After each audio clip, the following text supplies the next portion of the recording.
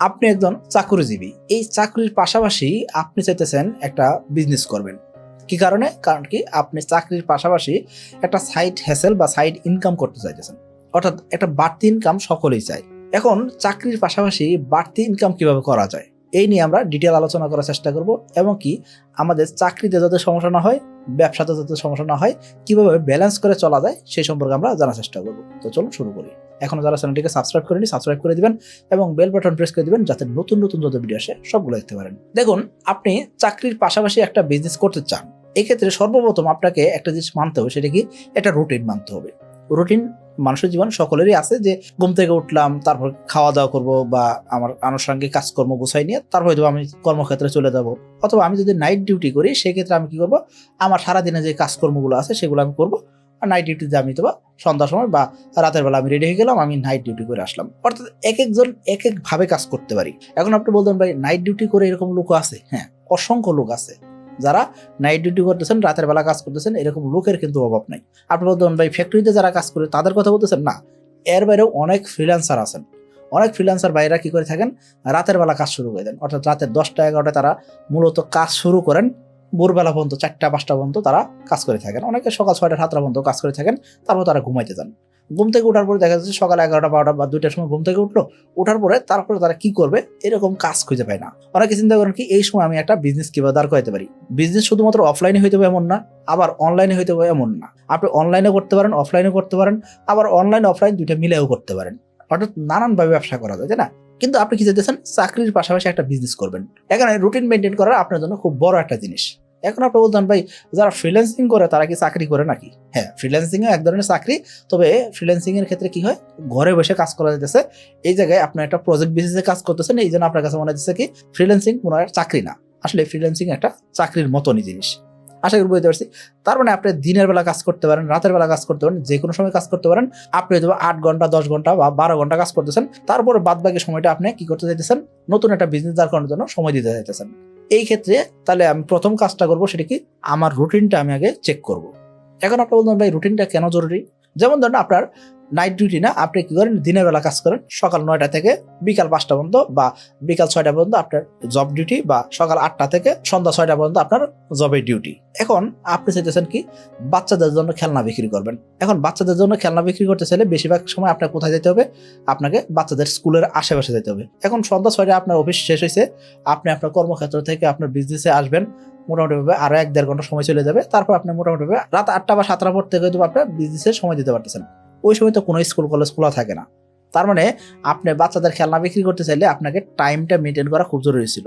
এখন তার মানে সকলের জন্য কিন্তু সকল ব্যবসা হবে না। সো আপনি যে কোনো একটা ব্যবসা শুরু করতে চাইবেন, তো সেটা পারবেন না কেন? কারণ ওই প্রোডাক্টের জন্য ওই কাস্টমারটা কোন সময় অ্যাভেলেবেল থাকে সেটা আপনাকে হিসাবে রাখতে হবে। এই জন্য আপনার জন্য অবশ্যই কি করতে হবে, রুটিনটা মেনটেন করতে হবে। তাহলে 1 নাম্বার হলো আপনার রুটিনটা খুব ভালো করে চেক করবেন। কোন ব্যবসা করতে চাইতেছেন, কি কারণ করতে চাইতেছেন সেটা আপনার জানাটা খুব জরুরি। কিন্তু আপনি চিন্তা করছেন যে আমার হয়তো বা দিনে 8 ঘন্টা বা 10 ঘন্টা ডিউটি টাইম, এর বাইরে সময়টা তো আমি বসেই থাকি, তো আমি একটা ব্যবসা শুরু করতে পারি। তার মানে আপনি চিন্তা করছেন কি রুটিন চিন্তা করছেন 24 ঘন্টার ভিতরে 8 ঘন্টা বা 10 ঘন্টা আপনার জবের ডিউটি, তারপর বাদ বাকি তো আপনার মোটামুটি 16 ঘন্টা বা 14 ঘন্টার সময় তো আপনি বাড়তি পাইতে আছেন, ওই সময় আপনি কাজ করবেন।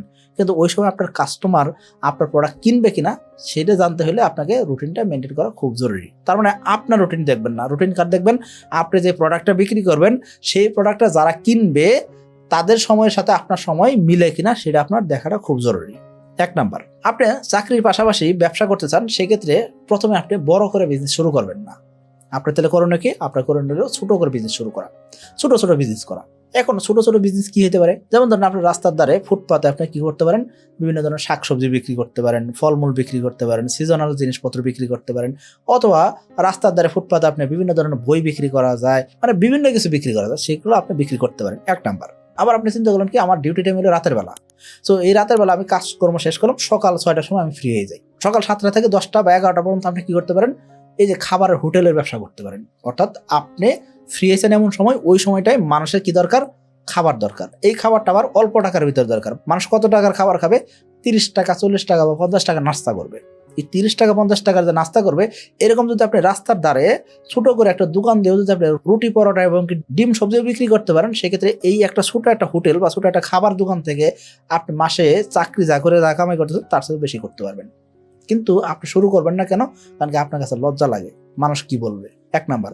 2 নাম্বার কি আপনার ফাইন্যান্সিয়াল সাপোর্ট নেই, সেরকম জিনিস দেখাবেন। তৃতীয় যে কারণে আপনি শুরু করবেন না সেটা কি আপনার কাছে মনে হবে কি এইরকম কাজ কেউ করে, আপনার কাছে এরকম কঠিন জিনিস মনে হবে, যার কারণে আপনি শুরুই করতে পারবেন না।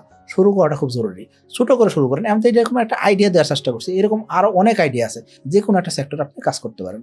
আপনি চাইলে অনলাইনে কিছু করতে পারেন, অনলাইনে কোনো একটা প্রোডাক্ট বিক্রি করতেছেন, অনলাইনে কোনো একটা সার্ভিস বিক্রি করবেন, সেটাও আপনি করতে পারেন। তাহলে আপনি যেহেতু চাকরি করতেছেন তার পাশাপাশি একটা বিজনেস করতে চাইতেছেন, এই ক্ষেত্রে যে কোনো একটা বিজনেস শুরু করার আগে অবশ্যই ছোট ছোট ইনভেস্টমেন্ট লাগে, ছোট ব্যবসা করা যায় এরকম ব্যবসা শুরু করতে হবে, 1 নাম্বার।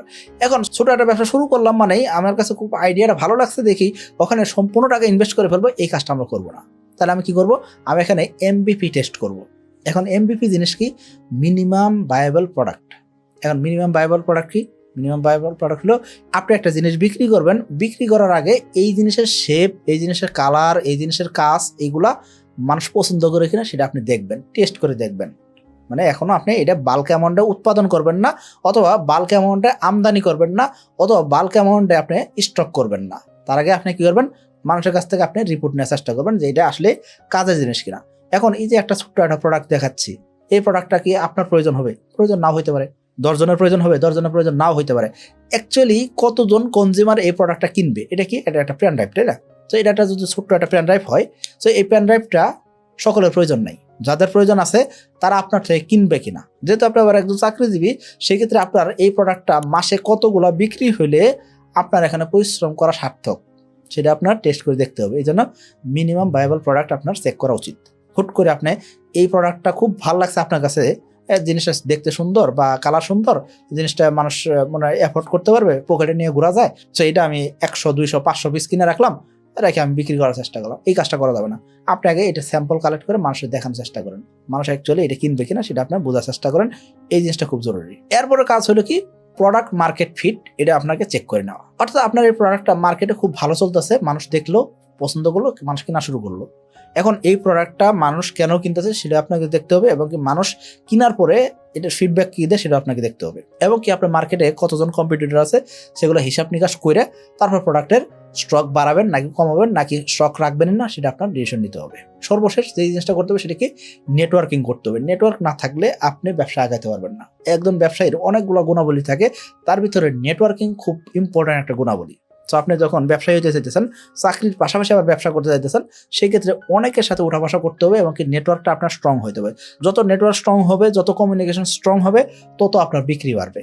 সো আমি বলবো আপনাকে আপনার ব্যবসা বৃদ্ধি করার জন্য বা ব্যবসার সেলস বৃদ্ধি করার জন্য আপনার নেটওয়ার্কিংটা খুব ইম্পর্টেন্ট। কিন্তু আপনি লজ্জায় আপনার আশেপাশে মানুষের বলবেন যে আপনি এই প্রোডাক্টটা বিক্রি করেন, কারণ কি? আপনার কাছে লজ্জা লাগে যে ওই প্রোডাক্ট সম্পর্কে যদি জানতে পারে, তাহলে তুমি তো ভাববে যে আমি তো এরকম জিনিস বিক্রি করি। আসলে এটা আপনার নিজে চিন্তা করছেন, এটা আপনার নিজের থট প্রসেস। ওই ব্যক্তি আপনাকে নিয়ে চিন্তা করতেছে বা চিন্তা করার মতন আসলে ওই ব্যক্তির সময়ই নেই। 24 ঘন্টার ভিতরে আপনার জন্য 2 মিনিট 5 মিনিট উনি সময় দিয়ে আপনার জন্য চিন্তা করবে, এই সময়টা আসলে ওনার নাই। আপনি নিজে চিন্তা করতেছেন যে উনি আমাকে দেখে কি ভাববে। এই কারণে আমরা অনেক মানুষই অ্যাকশনই নেই না, এক্সিকিউটিভ করি না। যেহেতু আপনি চাকরির পাশাপাশি একটা ব্যবসা করতে যাচ্ছেন, এই প্রসেসগুলো যদি আপনি ফলো করতে পারেন, ইনশাআল্লাহ আশা করবো আপনি ছোট একটা বিজনেস শুরু করলেন, এই বিজনেস থেকে বড় বিজনেস হবে, এবং কি একটা সময় আপনার আর চাকরি করা লাগবে না, আপনার 10 জন 20 জন 50 জন বা 1000 জন মানুষের কর্মসংস্থান করতে পারবেন। আশা করি বুঝতে পারছেন। সবাই ভালো থাকবেন, সুস্থ থাকবেন। আসসালামু আলাইকুম।